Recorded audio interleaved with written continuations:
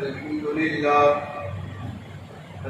لله نحمده ونستعينه ونستغفره ونؤمن به ونتوكل عليه ونعوذ بالله من شرور أنفسنا ومن سيئات أعمالنا من يهده الله فلا مضل له ومن يضلله فلا هادي له ونشهد أن لا إله إلا الله وحده لا شريك له ونشهد أن سيدنا ومولانا محمدا عبده ورسوله صلى الله تعالى عليه وسلم تسليما كثيرا أما بعد وقال الله تعالى أعوذ بالله من الشيطان الرجيم بسم الله الرحمن الرحيم ومن آياته أن خلق لكم من أنفسكم أزواجا لتسكنوا إليها وجعل بينكم مودة ورحمة صدق الله العلي العظيم. میرے محترم بزرگ دوستوں، اللہ تعالیٰ نے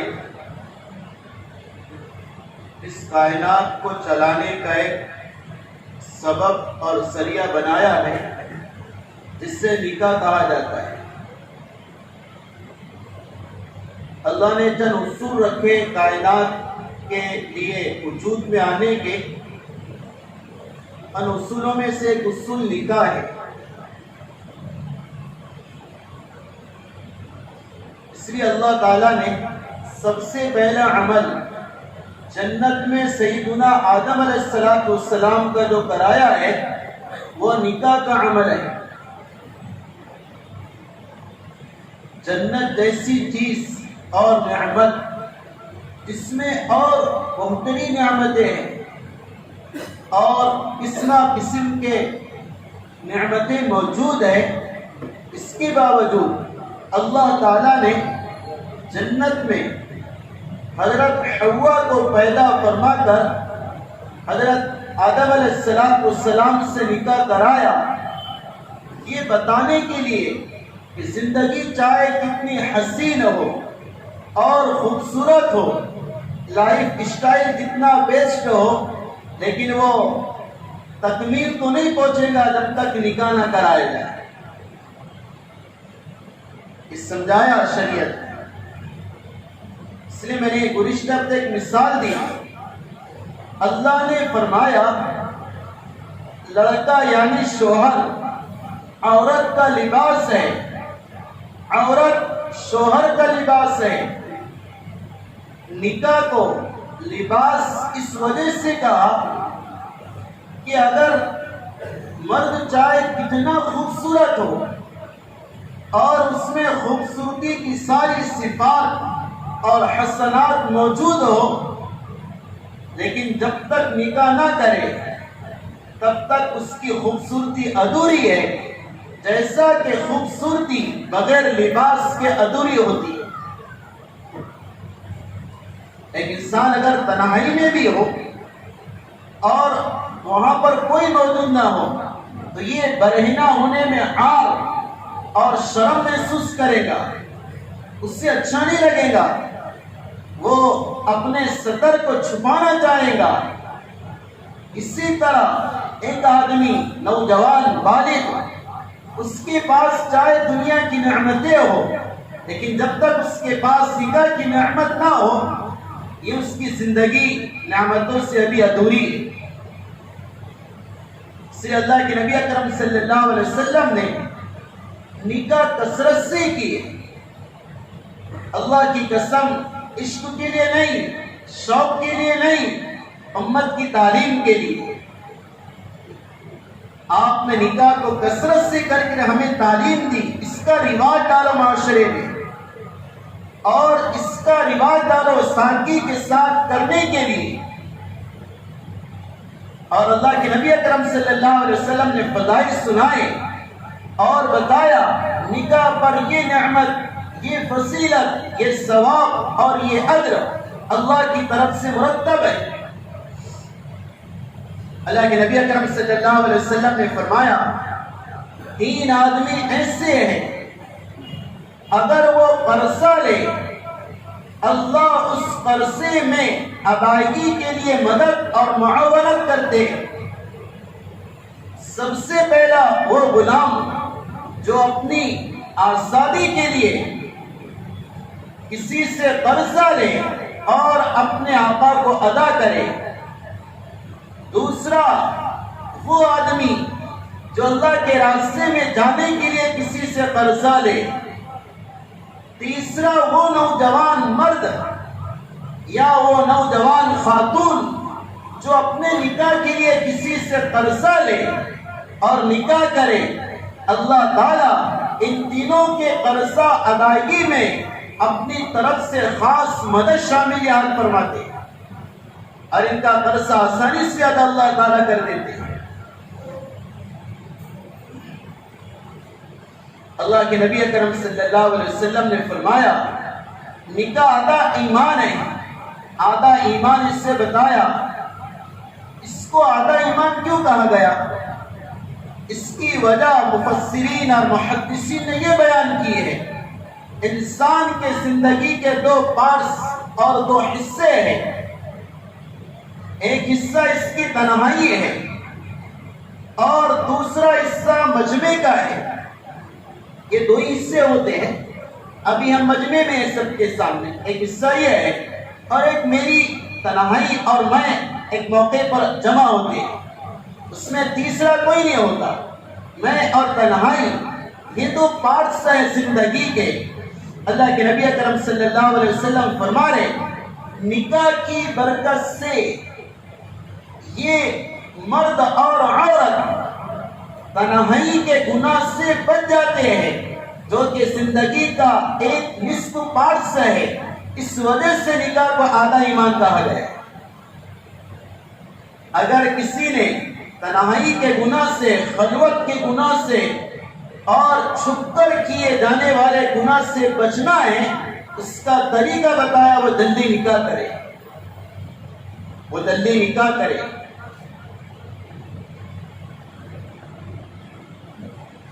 اللہ کے نبی اکرم صلی اللہ علیہ وسلم فرما رہے اے جوانو، تم میں سے جو نکاح کی استطاعت رکھتا ہے وہ جلدی سے نکاح کر لے، اس لیے کہ نکاح کا فائدہ یہ ہے اس سے شرمگاہ محفوظ رہتی ہے اور آنکھوں کی جو گندگی ہے اس سے یہ مرد اور عورت محفوظ رہتے ہیں۔ یہ 2 فائدے شریعت نے بتائے نکاح کرنے پر۔ آپ اندازہ کرو اللہ کے نبی اکرم صلی اللہ علیہ وسلم یہ فرما رہے اپنے صحابہ سے کہ جو کثرت سے اور جلدی سے نکاح کرے گا اللہ اس کا معاون اور مددگار بنے گا، اور اللہ تعالیٰ ہر پریشانی میں، عسرت اور تنگی میں اس کے لیے آسانی پیدا کرے گا نکاح کرنے والے کے، چاہے مرد ہو چاہے عورت ہو۔ اس کا رواج اور یہ معمول اور یہ نیچر معاشرے میں عام کرنا ہے۔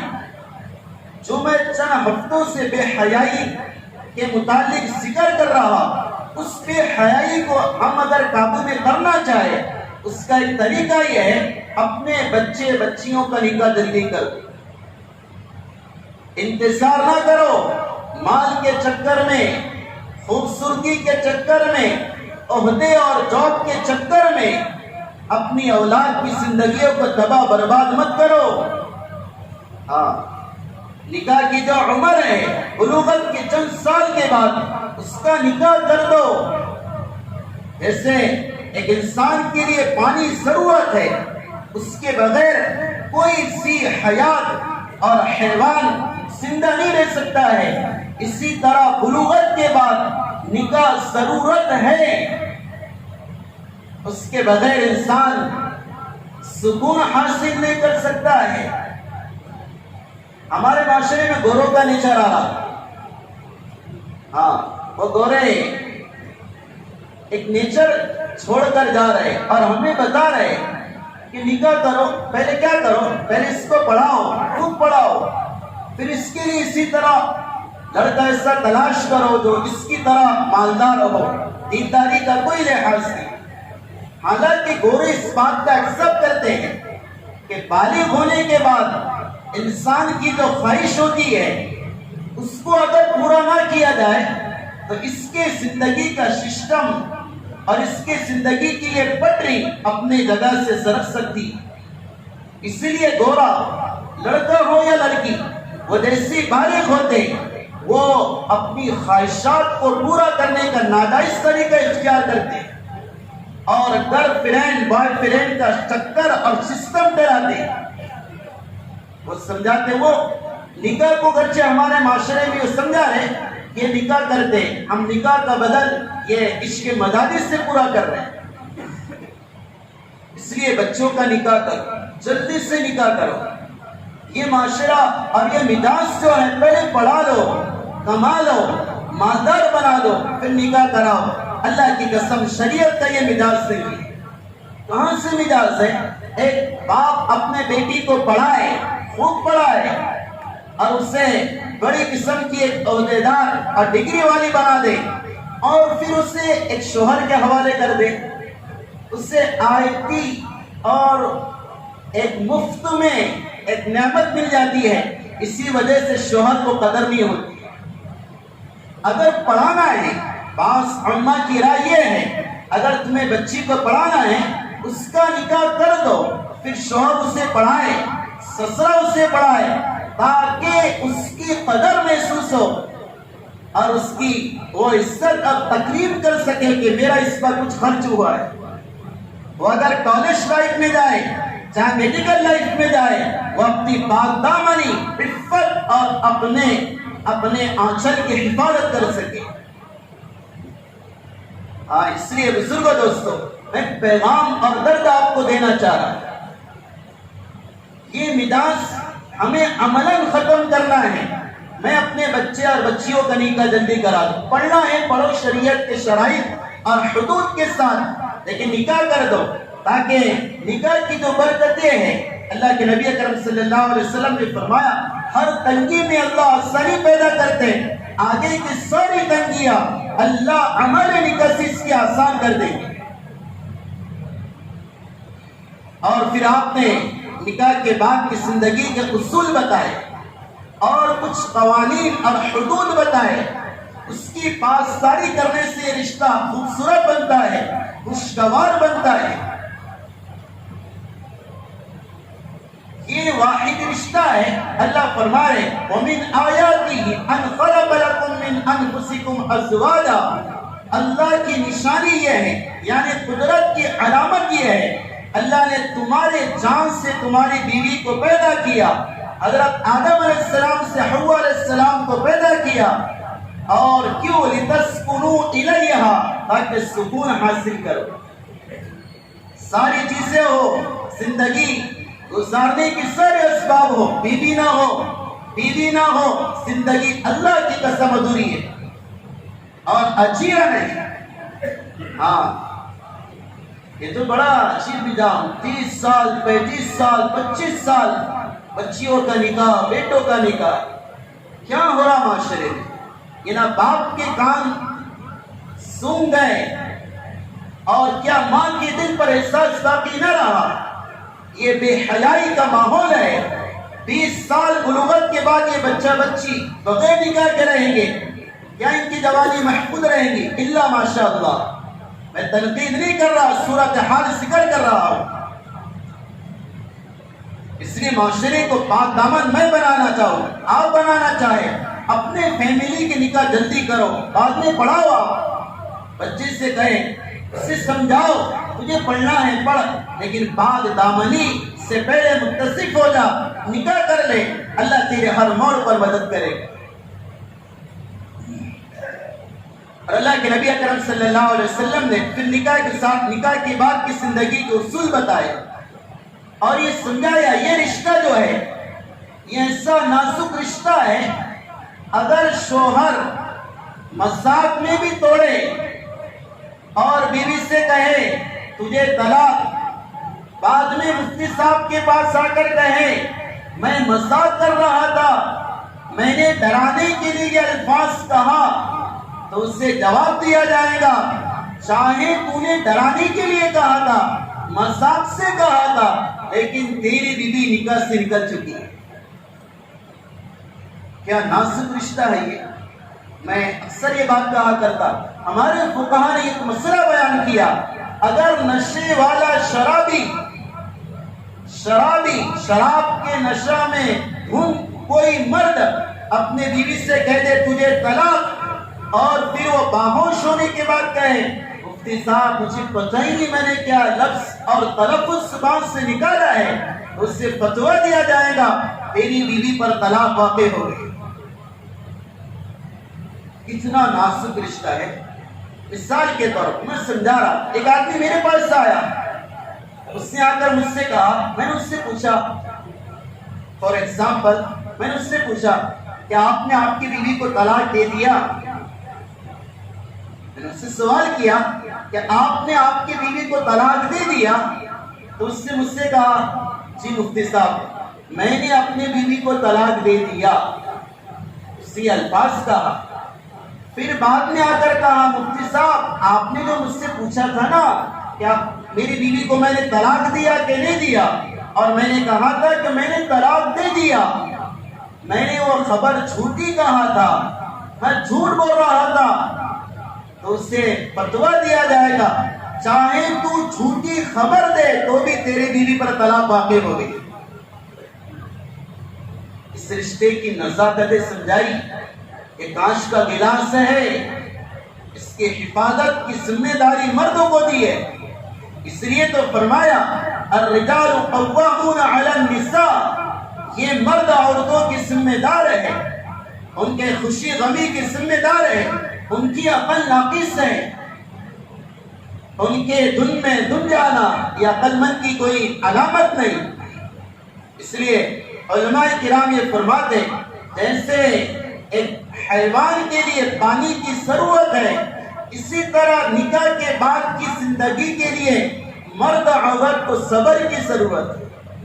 اگر اس میں صبر نہ ہو، اس میں اگر برداشت علم بردباری نہ ہو، تو وہ حال ہوگا جو آج کورٹ میں بتایا جا رہا اور دکھایا جا رہا ہے کہ میکسیمم کیسز جو ہے مرد عورت کے لڑائی کے جھگڑے کے اختلاف انتشار وہ کورٹ کے دستاویز سے بھرے پڑے۔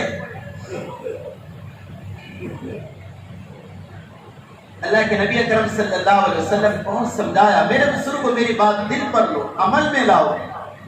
میں آپ سے بڑے درد سے کہہ رہا بیویوں کے ساتھ حسن سلوک کرو، انہیں عزت دو، انہیں محبت دو، ان پر خرچ کرو۔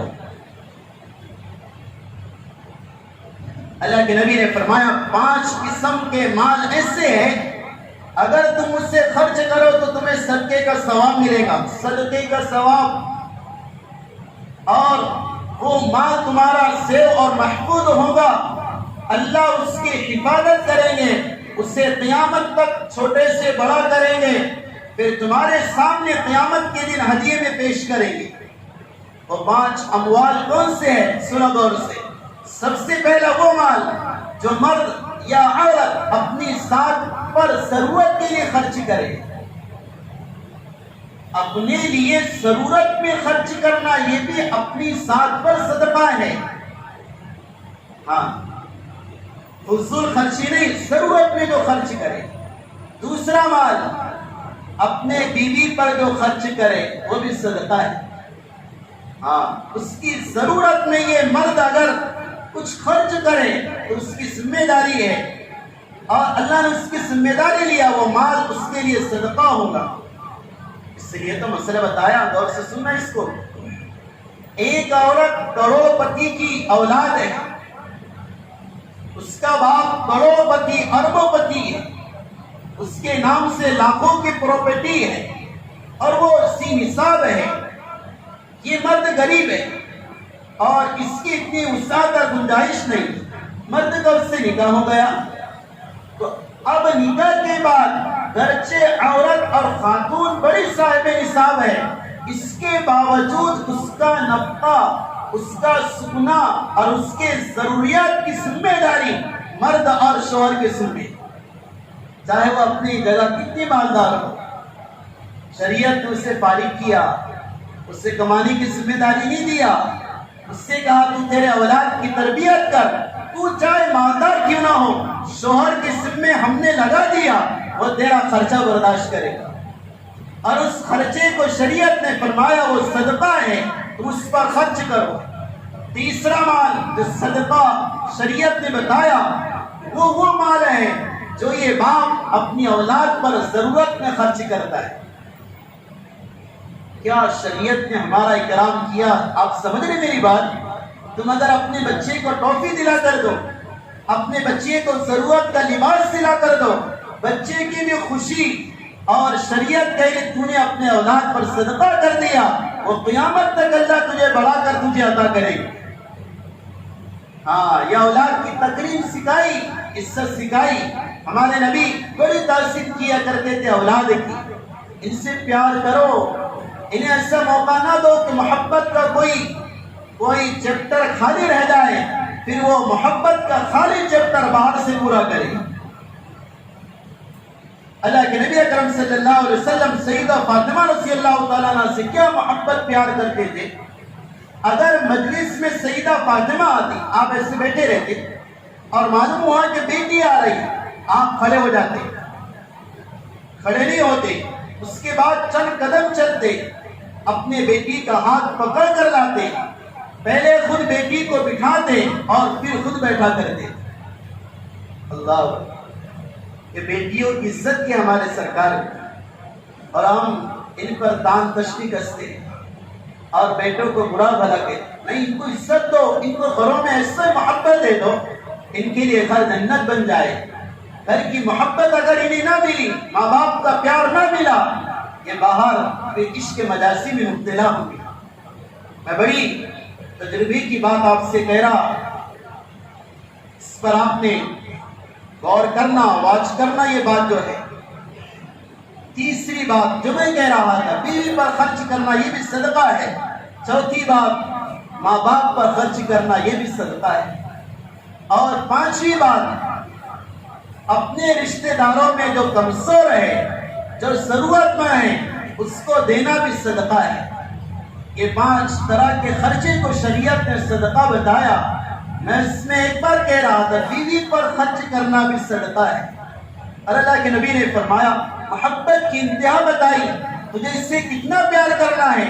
فرمایا جو لقمہ تو اپنے بیوی کے منہ میں ڈالے وہ تیرا لقمہ ہے، تیرے بیوی کے پیٹ میں جا رہا، لیکن اللہ کو عمل ایسا پسند آ رہا، اللہ اسے صدقے کا ثواب دے رہے۔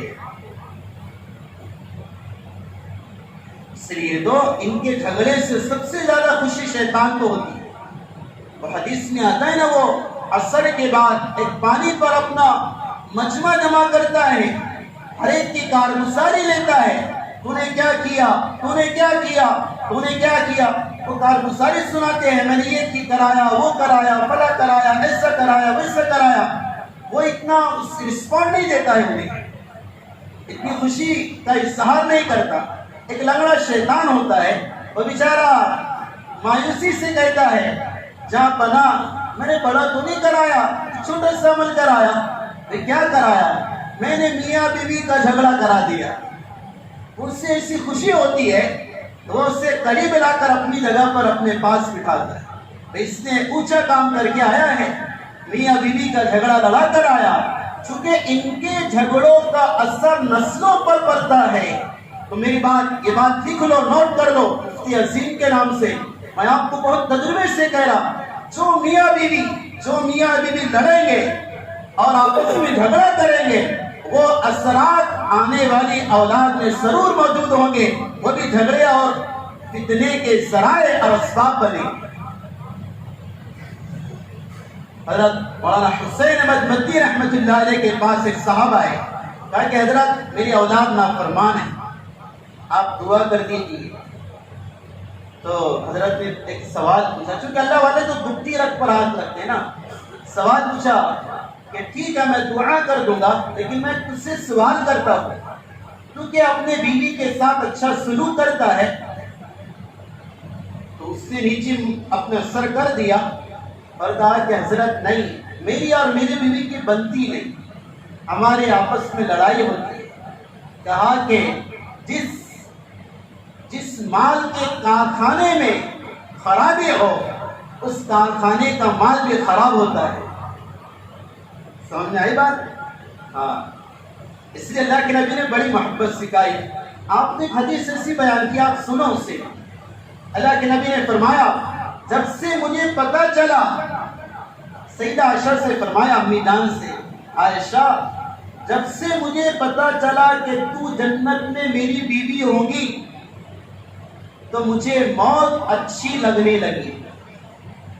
سبحان اللہ، جب سے مجھے پتا چلا کہ تو وہاں بھی میرے ساتھ رہے گی تو مجھے مرنا اور وفات پا جانا پسند آنے لگا تاکہ تو میری وہاں بھی ساتھی بن جائے۔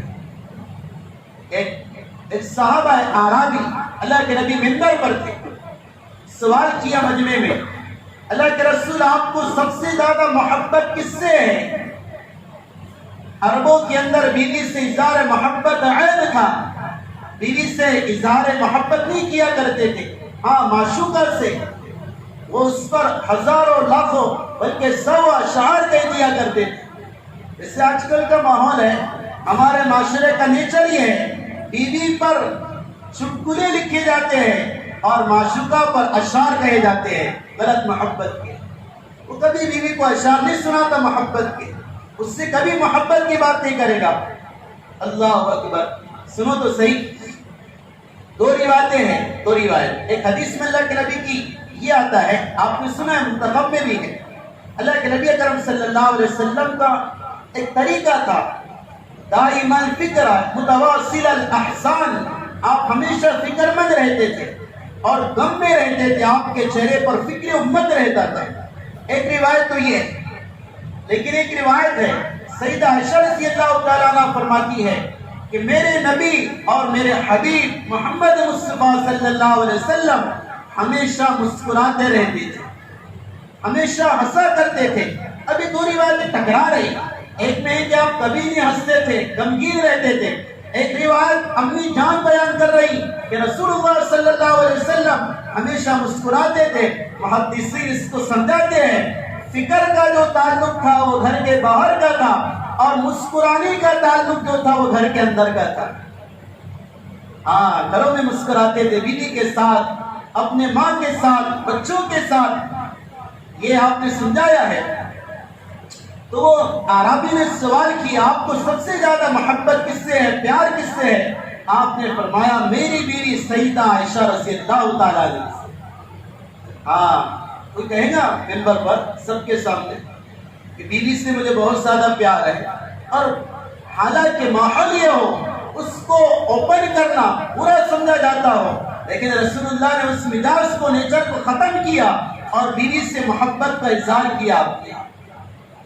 اس لیے بزرگوں دوستو، میں ایک بات کہنا چاہ رہا کہ جو بے حیائی پنپ رہی اور آسمان کو چھو رہی، گندا ماحول، گندا معاشرہ جو پنپ رہا، اسے اگر صحیح کرنا ہے، پہلی بات نکاح جلدی سے کراؤ اپنے بیٹا اور بیٹی کا، انہیں نکاح کے آنچل میں اور نکاح کے بندھن میں باندھ دو، پھر آپ پڑھاؤ اور ان کی ذمہ داریاں ان کو سمجھاؤ۔